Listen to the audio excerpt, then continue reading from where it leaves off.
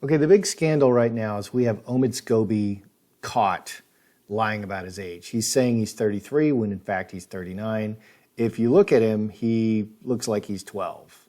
Okay, and he seems to be obviously cultivating this look, the very young, very youthful appearance. So I'm reading from Jersey Dean on Tumblr.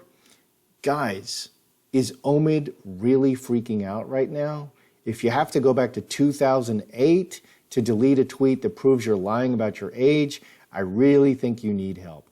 Woo boy, it's getting wild. Well, Scobie, don't worry, we saved a copy for you. And here's the tweet. Morning, day 2 of being 27, and despite having to work, I think it's going to be a good day. So in 2008, he was 27. If you do the math, that makes him 39. Dan Wooten, I think he works for the Daily Mail. Love Dan Wooten, everything he says. Very intelligent guy. Many of the stories now confirmed by Harry and Meghan in the book were denied at the time. Given the author Scobie has lied to the Times about his age this weekend, he's 39, not 33, I wouldn't trust a word of this hagiography. Hagiography, if you haven't been watching, is a very worshipful account. Okay, so people are saying Finding Freedom by Scobie and Carolyn Durand is a hagiography, a very worshipful account, and it is billed as Harry and Meghan's version of events. Okay, so the author and his subjects both tell fibs. Hilarious. Here's the Daily Mail questioning how close is Scobie. Okay, one of the royal book authors thinks he's Meghan's soulmate, but royal couples say they didn't give any interviews. So where did all their information come from? So Scobie and Durand interviewed 100 people who willingly gave interviews. Okay, people are saying, obviously, Meghan and Harry approved this, or these people closely associated with Meghan and Harry would not have given interviews. Okay, furthermore, Scobie is saying he has this very close and personal relationship, but there's no direct interviews, and you can read the book. Okay, so let's just go on. They all insist there were no interviews in Finding Freedom by Scobie and Carolyn Durand. The Duke and Duchess of Sussex are attempting to distance themselves from the book. Yeah, and I'm actually wondering if they're going to sue Scobie and Durand later, because they sue everybody. And that's a question. They sue everybody. Why aren't they suing Scobie and Durand since they didn't give any interviews and they didn't approve of this? Why aren't they suing them? Because they frickin' sue everybody. They sue paid paparazzi that they pay paparazzi to take pictures of them. Those are clearly staged pictures, and then they turn around and sue them. Why aren't they suing them? Mr. Scobie described hugging Meghan during emotional scenes at Buckingham Palace. I need to read you that. In an interview with the Times, Mr. Scobie appeared to choose his words carefully when he was quizzed about the level of access, if any, that was granted to him and Miss Durand. The book doesn't claim to have any interviews with Harry and Meghan, and nor do we, Scobie said. Asked whether there had been an off-the-record discussion, he said, "You've read the book. There's no on-the-record interviews with the couple." Pressed again, so he avoided the question. Pressed again on the same question, he replied, "No, and I think that you can tell from the reporting, my time around the couple is enough for me to know my subjects." Writing in an American magazine, Harper's Bazaar, in March, he described covering the Sussexes' farewell tour in February and March when they were leaving, exiting, before they left the UK for their new life in North America, first Canada, then LA. He detailed how he joined the Duke of Sussex in Edinburgh on February 26 for a summit on sustainable and ethical tourism. Travelist. "I was struck by how knowledgeable he has become in his field," Mr. Scobie says, as one of the attendees at the Edinburgh Works Summit whispered to me after his speech, "He's about to change the game for good." That's very hagiography-ish. Mr. Scobie was also one of 3 journalists invited to cover Meghan's penultimate royal engagement on March 9th, when she met 22 students who've received scholarship from the Association of Commonwealth Universities at Buckingham Palace. The meeting, held in 1844 room, took place shortly before Harry and Meghan attended the Commonwealth Day service at Westminster Abbey, where the frosty atmosphere between the couple and the Duke and Duchess of Cambridge was clearly evident. Mr. Scobie described hugging Meghan during emotional scenes at Buckingham Palace before the couple left for the Abbey. At Buckingham Palace, the ACU students now en route to Westminster Abbey, and Harry quietly slipped through the door to say hello. The reality and the emotions finally set in as I give Meghan a goodbye hug. So he is claiming to be the inner circle. Only one of 3 journalists is Carolyn Durand, one of the second journalists. That leaves only one other journalist invited to cover this event, and he's giving Meghan a hug. Good day, YouTubers. Welcome back to my channel. Time for a spot of royalty. Okay, so we have this guy, Scobie, fibbing about his age. He's 39, saying he's 33. Now, I mean, he looks incredibly young. So I would think that it would be even cooler if he told his real age. And he looks, you know, he looks like a teenager. He looks like a boy. So this, obviously, he's the main writer for Finding Freedom. And this calls into question many of the claims. And we've seen the book price cut in half in pre-order. It's not available until, I think, August 9th. And I checked August something or other. Oh, I was going to show you that. But they cut the book price in half. There's no reviews. So if I've heard people saying, oh, the reviews are terrible. Well, there's no reviews on Amazon. None.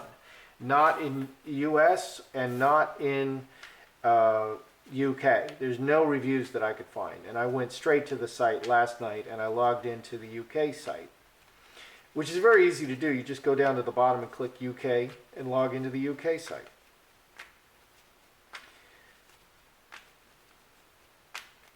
So is the book cut in half? Let's look at the book being cut in half. Why it went from $20 pre-order to $10. What is the reason for this? Is it because of lack of believability? Is it lack of demand? Because it is #1 in pre-order. It is #1 in 3 categories. So, I mean, its rankings are very, very strong. Very strong. So why is it being cut in half? Let's just take a look, because all of this stuff really matters, you know, and if this guy's not honest, you know, and he's the main writer, people are just not going to believe, you need to be able to believe what's written in that book. So why is the book price being cut in half pre-order? It's not even out, okay, and there's no negative reviews on it.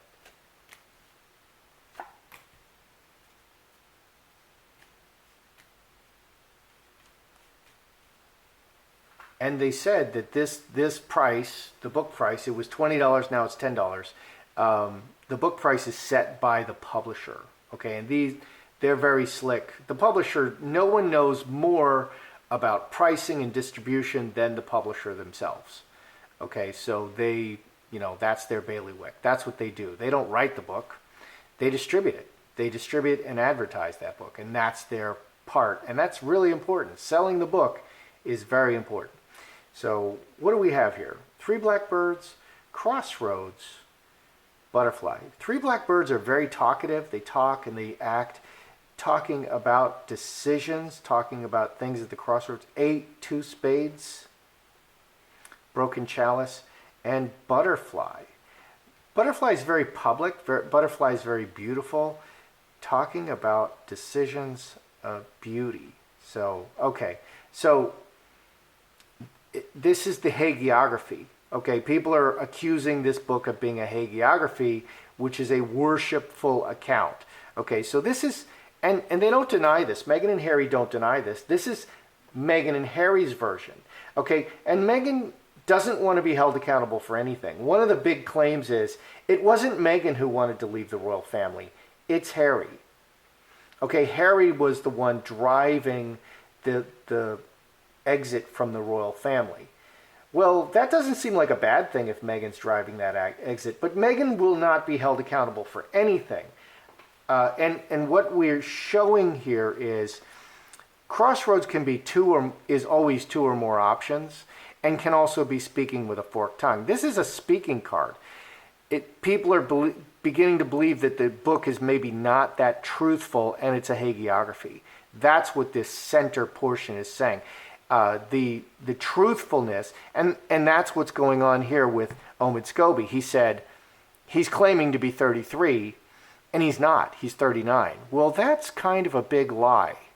That's kind of a big deal to lie about, the core of who you are. And people also accuse Meghan. And we noticed that Meghan is not getting her British citizenship. She's going to have to produce all kinds of documents. And people say, well, she's 42. Okay, she's not 37, she's 42. And that's pretty obvious from who she went to school with. And they're all 42. All her peers who grew up with her and graduated with her are 42. How is it she's 37? So she's not filing for British citizenship, and that very well might come out. And it would be a very big deal to provide false documents to the British government, saying she's 37 if she's not. Behind Snake, lots of difficulties, lots and lots, and very complicated, very vengeful, lots of difficulties. Player, actress, very public. We have some very public cards. We have there's a divide between what they're saying and what everybody sees going on. Everyone's quitting all around them. There's nothing but problems. They're attacking the royal family constantly. That's the Snake. Very vengeful, blaming everybody, victim narrative. But they're presenting this, pure, beautiful,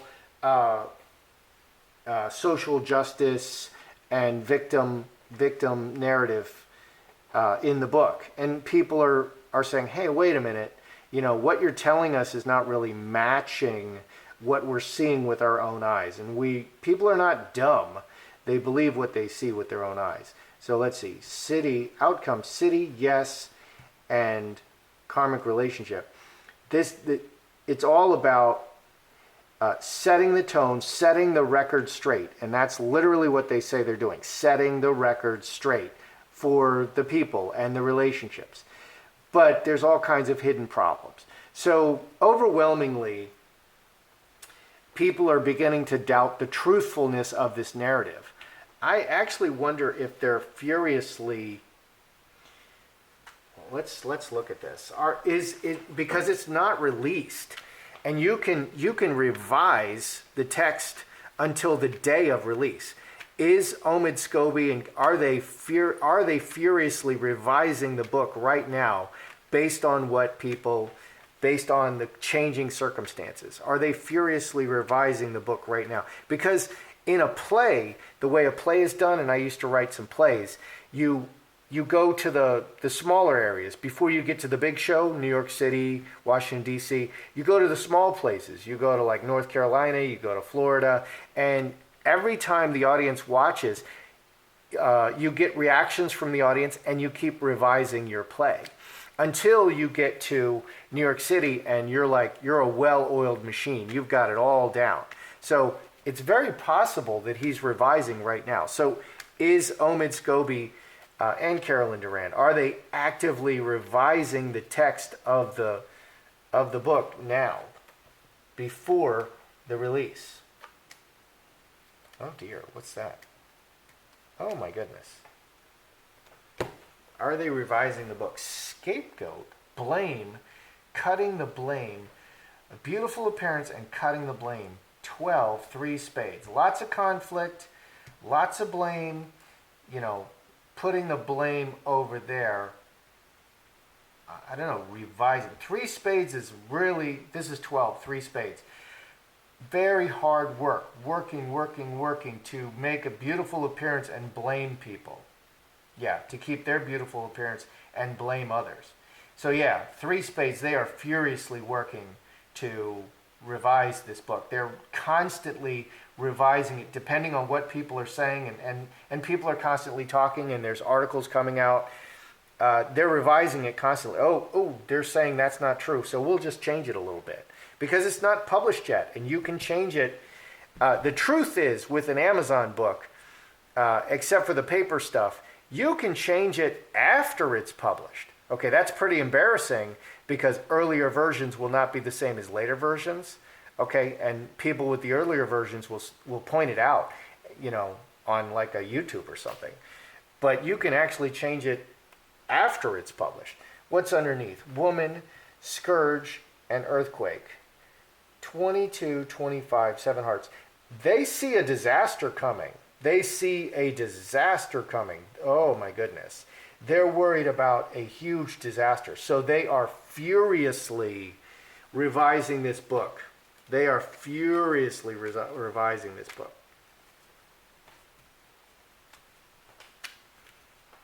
How closely, okay, Scobie is, painting himself as having this beautiful relationship with Meghan, almost as close as Harry. They're hugging it out. They're talking about their feelings. They're sipping lattes. They're holding hands and walking in the park. Okay, I might be exaggerating a little bit. So how closely did they work together, Meghan and Scobie? Are these really Meghan's words? Because that's why I think the price was cut. This is Meghan's book, and it's not Harry's book. Nothing is about Harry. Harry's actually getting blamed in the book for things that Meghan did. Okay, really important things, because nothing is going to stick to Meghan. She's like Bill Clinton.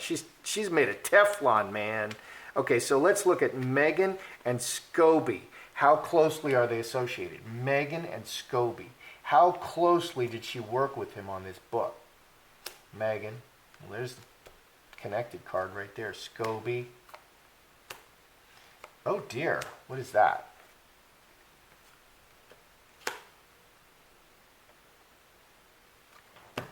How close is the connection? Because I looked at the connection in a previous reading between Meghan and the paparazzi.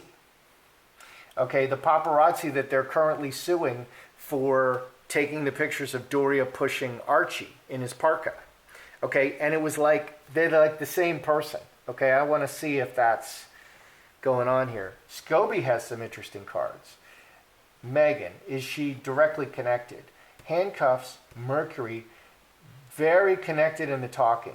11 and 7, 18. On an ongoing basis, she was talking to him constantly. So he said no direct interviews. Well, if you're talking to him constantly, those are direct interviews. Okay, but finger of God coming from outside.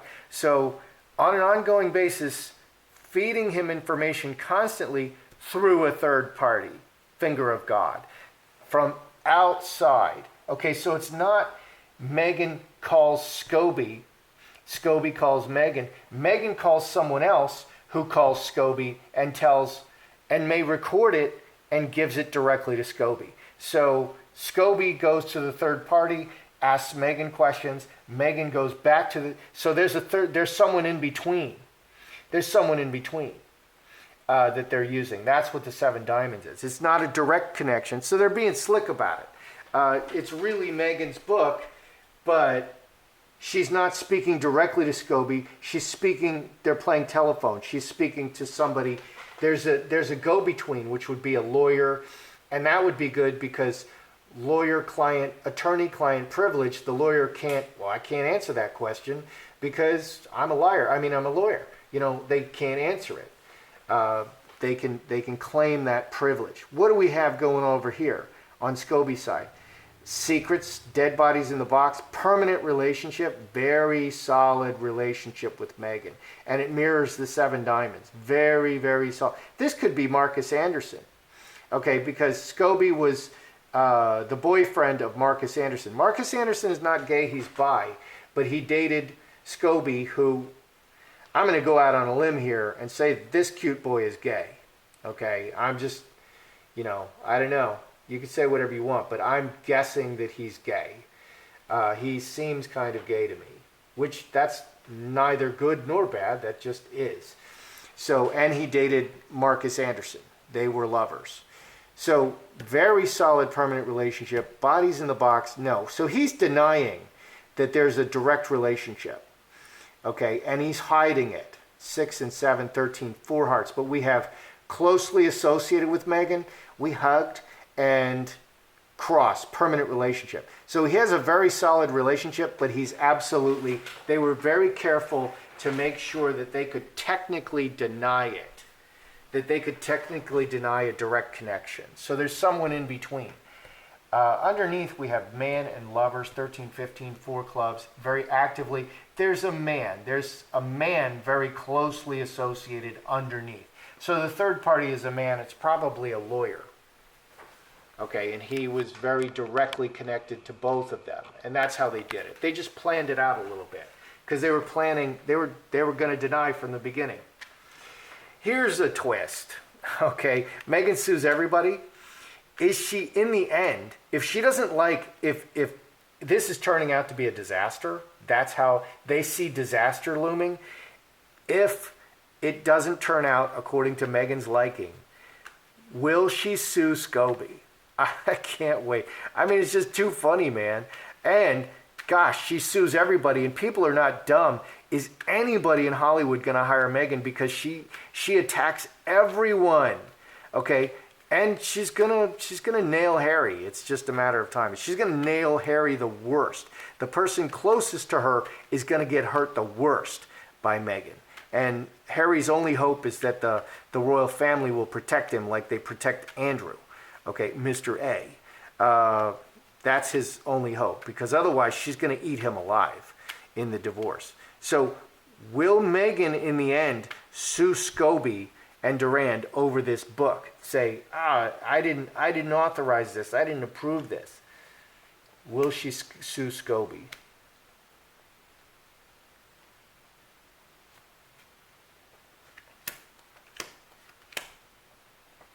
Fox. The clever Fox is really thinking about it. This is a business card, and people are now saying that Meghan is suing everybody. This is an income strategy. See, she's someone who just constantly sues everybody and gets payouts from this. And there are people who, live on this kind of lawsuit fraud. It's basically fraud. 22, 23, 6 clubs. She's looking at exploiting this relationship. So she's definitely looking at exploiting. If it's to her benefit, she'll do it. Underneath, mustard seed, 4 diamonds, 10 hearts, 15, 4 clubs. We have lots of structure cards here. We have 2 10s and 4. We have 10s and 4s. Very, very structural. This based on this emotional narrative. Mustard seed is the actual book. Okay, based on the emotional narrative of this book, it's based on an emotional narrative and opportunity. If she feels it's best to sue him, she'll definitely sue him. It's the emotional narrative. 10 hearts, she's the victim. She's the victim in all this. She didn't authorize it. But Scobie is actually such a useful person. There are useful idiots, and he may be described that way. He's very useful to her.